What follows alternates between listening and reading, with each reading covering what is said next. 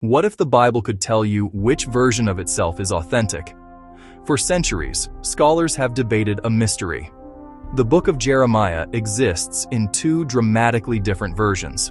The Hebrew Masoretic text has about 3,100 verses. The Greek Septuagint has only 2,700. That's 400 verses, an entire book's worth of content, just missing. Which one is original? Which one did God actually inspire? Today, I'm going to show you something remarkable. Using a method called the Life Force Experiment, prayer-guided non-random verse selection through quantum randomness, we asked Scripture itself this question. And Scripture answered. Here's the exact question we posed. Can non-random content self-correct Bible text, and is the longer or shorter version of Jeremiah supported?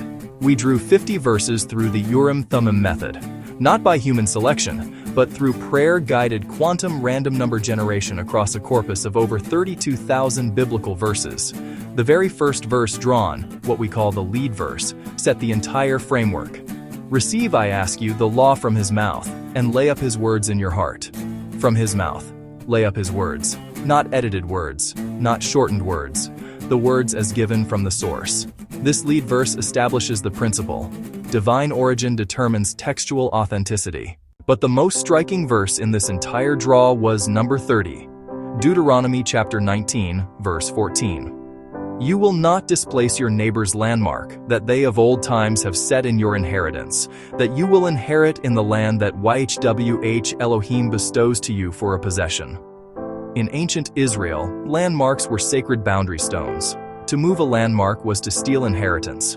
It was one of the gravest sins, cursed in Deuteronomy 27. Now think about this in terms of Scripture itself. If the original text had certain boundaries, certain content that was set of old, what happens when later editors remove portions?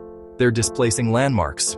The Septuagint translators, working in Alexandria around 200 BC, produced a Jeremiah that was significantly shorter than the Hebrew text preserved by the Masoretes.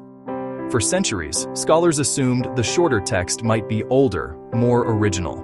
But this life force experiment points the other direction. Don't displace the landmarks. What was said of old should remain. Now, an LFE interpretation is one thing, but I wanted hard data, so I ran a direct corpus comparison between two complete biblical databases. The UTM corpus, that's my Urim-Thummim version based on the Masoretic Hebrew text, containing 32,277 total verses with 1,344 verses in Jeremiah, and the H2F corpus, the Hart's Two Fathers Universal Text, based on Charles Thomson's 1808 Septuagint translation, containing 29,200 verses with 1,309 in Jeremiah. Here's what the analysis revealed. The Masoretic Jeremiah contains 42,149 words. The Septuagint Jeremiah contains 37,938 words. That's a difference of 4,211 words. The Masoretic is 10.9% longer. This aligns precisely with what scholars have documented. But the raw numbers don't tell the real story. What matters is what is missing.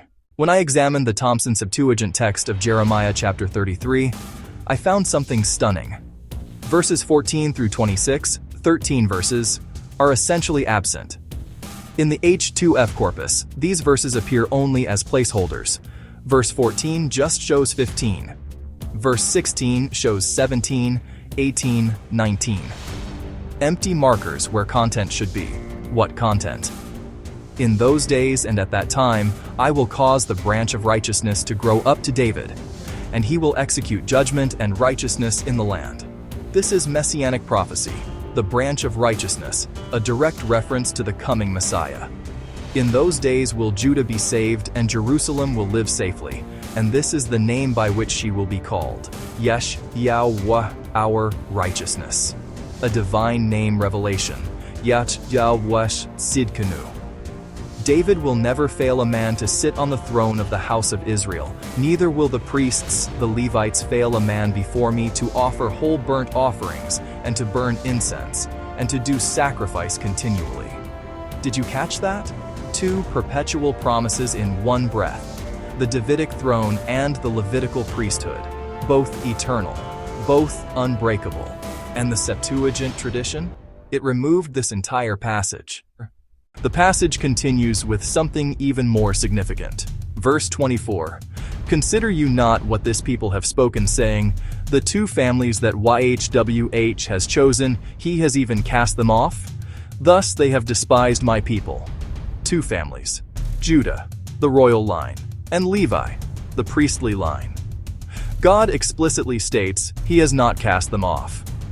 If my covenant is not with day and night, and if I have not appointed the ordinances of the cosmos and earth, then I will cast away the descendants of Jacob and David my slave, but I will cause their captivity to return, and have mercy on them. As certain as day follows night, as fixed as the laws of physics. That's how permanent the Davidic and Levitical covenants are. This is not peripheral content. This is the theological backbone of biblical covenant theology, and the Septuagint tradition displaced this landmark. One more verse from this life force experiment demands attention. Verse number 5 in the draw sequence, John chapter 10 verse 2. But he that enters in by means of an open door is the shepherd of the sheep. In my translation, I've marked this phrase, open door, with the notation Urim Thummim, because the Hebrew words for Urim and Thummim literally mean lights and perfections, and they represent the means by which God's guidance enters. This verse validates the method itself. When you enter by the door, when you use the Urim Thummim approach rather than human editorial preference, you get the shepherd's guidance, you get truth. The LFE method, using quantum randomness guided by prayer, is entering by the door. And through that door, Scripture has indicated its own preservation pattern. So, what's the answer to our original question? Can non-random content self-correct Bible text? Yes. Is the longer or shorter Jeremiah supported? The longer Masoretic text is supported. The Life Force experiment drew a verse about not displacing landmarks. And the corpus analysis confirmed that the Septuagint tradition displaced exactly that. The landmarks of messianic prophecy, divine name revelation, and the perpetual Davidic-Levitical covenant. The words from his mouth, all of them, are meant to be laid up in your heart, not edited down, not displaced, preserved. This is Dallas James with the Royal Levitical Priesthood Ministry. If this research resonates with you, subscribe to this channel and check out the over 100 books I've published at Barnes & Noble on biblical prophecy, translation, and covenant theology. The landmarks matter. Don't let anyone displace them. Shalom.